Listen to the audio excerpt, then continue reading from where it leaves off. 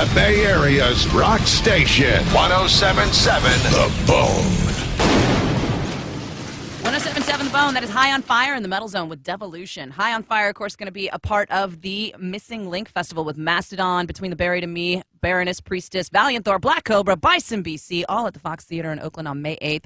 And you can enter to win those tickets right now on the Metal Zone webpage. You can also enter to win tickets to see Hank 3 with Ass Jack at the Regency on March 30th and tickets to see Seven Dust and Drowning Pool at the Regency on March 9th. Tickets to both those shows available now at aeglive.com, but of course you can get them for free on the Metal Zone webpage. And you can enter to win tickets to see Michael Monroe from Hanaway Rocks. He's going to be at Paradise Lounge in San Francisco. And, yeah, we got those tickets for free and a freshly updated Metal Zone concert calendar. And the number one item on that concert calendar is Brian Posehn at Cobb's Comedy Club all this weekend. Those tickets are on sale now at cobbscomedyclub.com. And in the studio with me is Brian Posehn. So you wanted to make an amendment to the Slayer joke about how Slayer is so ungay they can nullify any homosexual act. Right. But I get a lot of Slayer fans. Wait, any homosexual act or well, no, just the main oral? one. Yeah, just the oral. Yeah. Because the other one is like so gay. There's no too gay. Even Slayer can't do it. Right. But Slayer fans, the guys that love them so much. I've had this happen to me a bunch of times where guys are like, dude, don't make fun of Slayer. And I'm like, well, I'm not really making fun of Slayer. And then they go, well, Slayer's not gay. You should use another gay band instead. And I'm like, well, you're not listening. You're missing the point. I'm saying they're so ungay that they make a gay act ungay. Like, listen, use your... Like it's a superpower. Yeah. The I think Slayer's blown out their ears or something. And, yeah, now they can't hear or understand. Somebody should make the subtlety. Slayer comic book and make their superpower be ungayness. And they should go around, like, fixing what people have on. Right. You look like a douche. Bink! We've ungayed you thanks to Slayer. Yeah. Oh, and speaking of comics, I want to talk to you about Death Clock because you are a writer now on Death Clock with Brennan Small. Mm-hmm. And it's no secret, I'm like retard fangirl for Death Clock.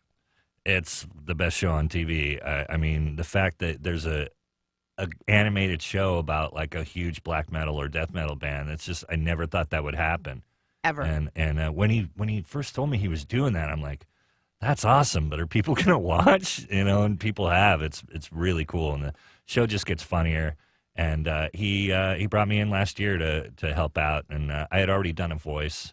And, you were in the Snakes and Barrels 2 episode, right? Well, no, was that the one? No, what was it? What was it called? I was their new guy that I'm trying to replace Oftenson, and I'm like the cool guy. Oh, you like, were that guy. Yeah, you can smoke pot around me, man. It's totally cool. I was just like this managery douchebag guy. But I was super mad at that episode because Oftenson is like my hero. Oh, yeah. He's like and then my I tried to fight him. But he killed me, so Because he's a badass. Mm-hmm. He came back from the dead already once. Yes. I love that. He's my new messiah. So when I was talking to Brendan, he was saying that you guys had half the episodes in the can, and then he went out on tour. Uh-huh. And so now, have you guys finished writing the whole season? I'm sort of out of the loop. I mean, he's really the guy. Like, he used to have a partner, and the guy got, like, into wrestling or something else and went to Florida, or I don't know where he is, Tommy Blacha. But he just comes in and does voices. But that's really Brendan's deal now. And like, he even took my episode away from me at a certain point. He's like, well, let me finish it. And then just, it's his deal. He's like the Mike Judge of that show. Well, it's a good thing he's not a control freak. Yeah. No, but he's brilliant. He's one of the smartest, funniest guys I've ever worked with. He amazes me just doing that whole first 2 seasons that he did the way he did. And the guitar, the fact that he plays all that stuff. Like the music, the vocals. Yeah, it's insane how good he is at that. The concept. Yeah. I mean, all the weird stuff that's at Mordhaus and just bizarre, just even every single way that band hits the stage. Right, that shows inside his head, and it's really amazing. It's pretty impressive to watch him kind of put everything together. So are you going to be part of, like, the rest of the season, or does he just call you and go, hey, I'm working on this? It's kind of like, I need help with this, when he ever needs help. Not that he does, but, yeah, that's how it works. Every once in a while, I'm sure he wants a friend. It's got to be lonely on that mountain. Yeah. And he's helping out. He played on More Metal Than You. So when I'm playing it live on the Golden Gods next month down in L.A., that live. I'm going to that. Oh, cool.